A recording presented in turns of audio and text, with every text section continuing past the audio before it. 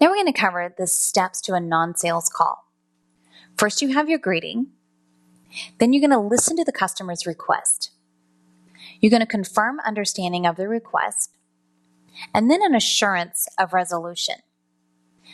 Diagnose and investigate the issue needing resolved, just to get the specifics. Solve the issue with the customer's agreement to the solution, and ask if there are additional needs. Then you're going to thank the caller and close the call. Now, in case you're wondering, the steps of a sales call are different, and that will be discussed later, along with the script for those calls. So we're going to go through each of these steps to a customer's request and to give you a more clear understanding of what your goals on a call should be and what progress on a call really looks like. The first step is to be prepared. Take a deep breath and smile, and put your full attention into the call. Number 2, you want to answer the phone promptly. The ideal ring to answer on is the second ring. Answering too early catches the caller off guard, while answering any later than the third ring makes the customer feel unimportant. They may also question your organization's priorities as well if the call's not answered promptly. Some centers have auto call routing to the next available agent, and you answer on a beep. My suggestion with this is to begin speaking with the customer as soon as possible. These can come in quickly if the call volume is high, and that means you may receive a call just as soon as you hang up with another one. It's not always possible to keep a customer on the line while you complete notes from the previous call. So here's a suggestion. I've had a CSR ask me before if I would mind waiting on the line while he completed the call notes to assure that my call is properly recorded. I said that was fine, and he was able to finish my call before the next call beeped in on his headset. This prevented him from answering the next call and typing my notes while speaking his greeting or having dead air time after the connection while he typed my notes. The third thing about the opening is you want to greet the caller. Your company will likely have an official greeting that you must use when answering the phone. If not, the standard format for greeting customers professionally includes a salutation, such as good morning or thank you for calling, followed by the company's name and concluded with your name. One may sound like this. Thank you for calling Widgets R Us. This is Sherry speaking. The fourth part of the opening is to offer assistance. You may say after that, how may I help you? Not only is it good form to ask how you may help, it also prompts the customer to tell you why he is calling and helps your call efficiency. Now, I can't talk about scripts without also mentioning a very important truth. People want to talk to people. It sounds odd to say that, but no one wants to talk with someone that sounds like they're only following procedure in what they say and not being conversational. Most people don't like voice prompts, and most people don't want to talk to a non-person CSR when they know that you are a real person, but you sound scripted. There's no value in checking off the list everything you need to say, but saying it as if you're iRobot. Remember that movie? The robots had human characteristics but had no human emotion or relatability. You need to say things as if you're not rote, and that you've said it 100 times that day, even if you already have. Listen to your customer and don't just give responses about your procedures or policies, but consider your job as a bridge builder between your customer's needs and what you can do to help reach a win-win situation. The alternative to finding solutions is to be the troll at the bridge that won't let your customers pass go.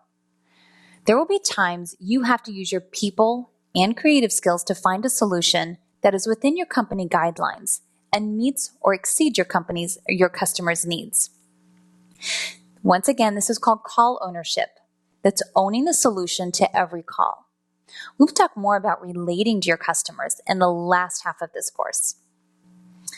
Listening to the request. This may seem like the easiest part of your job, but listening can be one of the toughest communication skills that exists.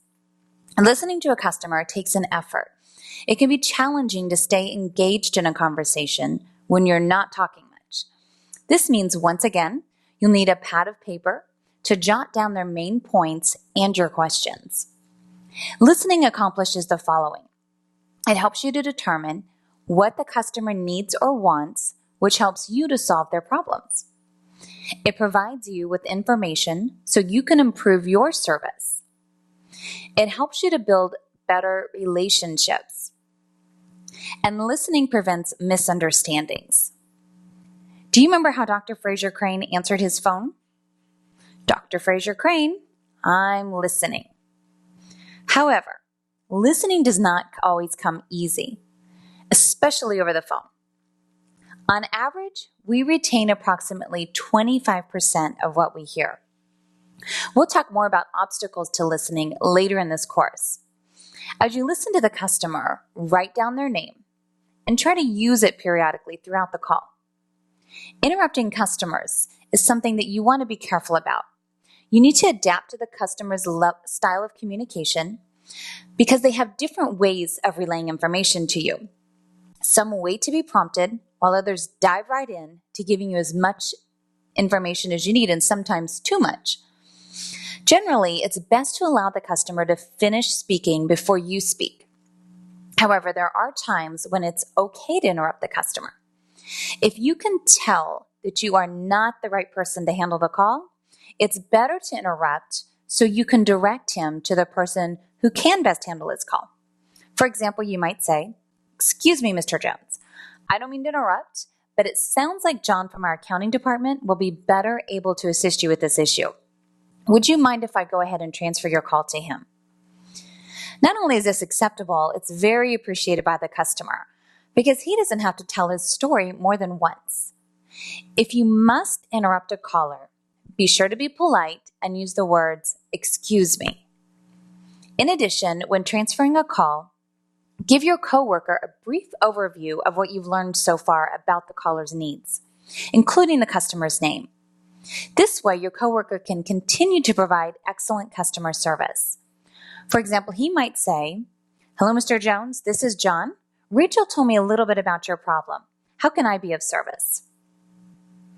Now let's go over what active listening would be and how that would be a little different. Because listening doesn't just happen. You must take an active role in the listening process. You can take several steps to improve your active listening skills, including improving your concentration, or developing a general interest in the caller, and taking your time before responding. Focusing on the customer and developing a genuine interest in helping them will help you to become more adept at listening to their needs, even when the information that they are supplying to you appears to be irrelevant. Active listening without interruption is a skill that needs developed.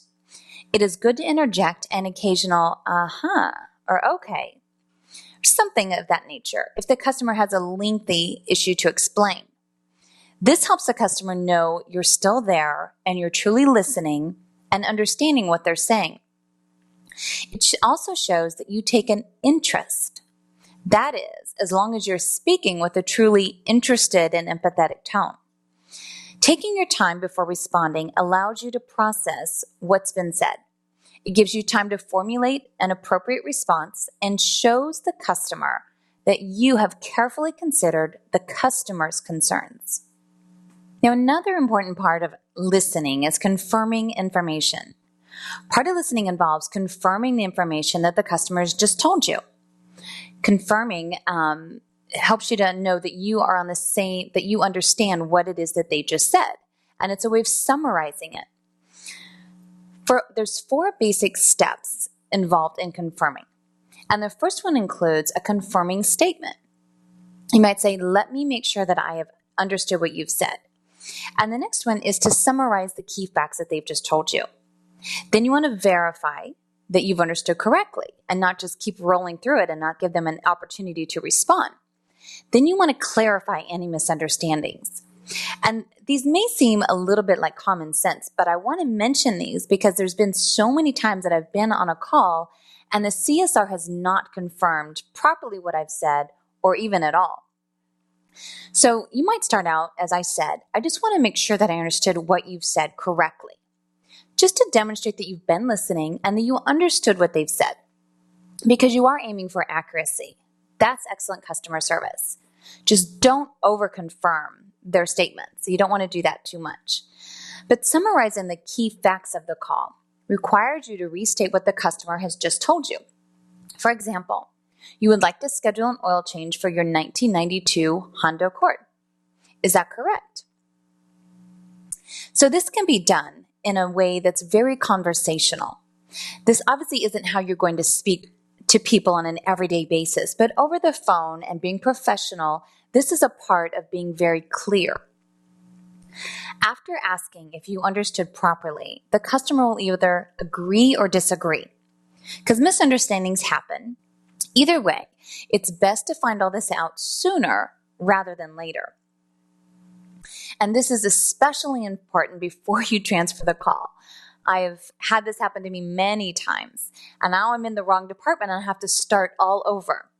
On that note, you should always ask permission to transfer the call and wait for a response. This will make sure that you're both on the same page. We've all had that experience of just being transferred to the wrong department. And it's usually because the first person didn't properly listen or understand our issue well enough. You want to keep your customer engaged in the call and help them to feel that they are truly being helped. So the next call step is to diagnose and investigate the issue needing resolved. Diagnosing the customer's issue requires a combination of good listening, competence, and asking the right questions. It involves knowing the company's processes, their systems, their offerings, such as their products and services. And it's always nice to have the experiential knowledge from dealing with these calls to correctly and efficiently work towards a resolution. Now, diagnosing and questioning skills will be discussed to give you more tools in your tool belt for correctly diagnosing problems so you can find a solution on the first call.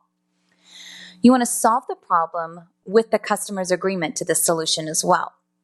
There may be more than one way to resolve their issue. It is always best when the customer is given a choice, if at all possible. This helps them to feel more in control of the service level that they're receiving and can create more satisfaction with the end call result. So be sure to take the appropriate actions to resolve the issue after you and the customer have agreed on a particular resolution. Ask if there are any additional needs. This is important as a call step, as the caller may have additional questions about your company or the offering that they've just purchased. And if you've handled the call well, this is a great time to talk about an offering that your company has that can additionally benefit your customer. And lastly, you want to thank the caller and close the call. Just as first impressions are important, last impressions also create an opinion about your service or the company. If you drop off the call in a weak way or let your voice or attention drift, then it can undo all the positive impression that you've really gained and maintained throughout the call. It can also cause you to not seem very genuine. In a sales situation, it's always good to be the first or last presenter. These are the ones the potential buyer remembers the most. I was in a meeting once to prove this point, and we were all asked to make paper airplanes. There was about 20 of us in the room. We each made our airplane and were then asked to sell it and demonstrate it to the others so we could vote on the best one. I was astonished that the ones that all of us remembered the best were the first demonstrator and the last one, and therefore they received the most votes. The first one set the standard, and the last one knew what they had to beat. It's the same on a phone call. The details the customer will give you are the points when they were the most engaged, which is usually at the beginning and at the end of the call. These are most likely the points in the call where the customer had the strongest emotions, which helped to form their opinion of your service. Your company may have strict closing call scripts, or they may just have you mention a few key points without specifics on how to say them. Either way, you need to end the call, making sure that you still have an attitude of excellent customer service. So here's the elements of a call close. You want to thank the caller using their name, and your company may also require you to do a quick recap of the issue and the resolution. This is somewhat rare, but it does exist because this leaves the customer with a reminder that they called in with an issue and it was resolved. This would obviously not be necessary to do when a customer calls in asking for directions, but this should be done when there was an issue that needed resolved. The first thing you want to ask the customer to do is to wait on the line while you document the call before you hang up. You want to make sure that you are available for the next call. So you might want to say something like this. Mr. Customer, in order to make sure that our call is going to be recorded for future service to you, I want to document the call notes. This will only take a minute. I'm going to ask if you could hang on the line. Would that be okay? And then go ahead and document the notes. That way you're properly ready for the next call. Provide the customer with your name and closing gestures such as, "It was a pleasure serving you today, and if there's anything further that I can assist you with, let me know. Otherwise, please have a great day." Or use your company's standard close script. You want to wait for the customer to say goodbye and then hang up. This can be so important because even I have done this. At the end of the call, remember that there is just one more thing. So great job. You've successfully completed another call and helped the company maintain an important customer.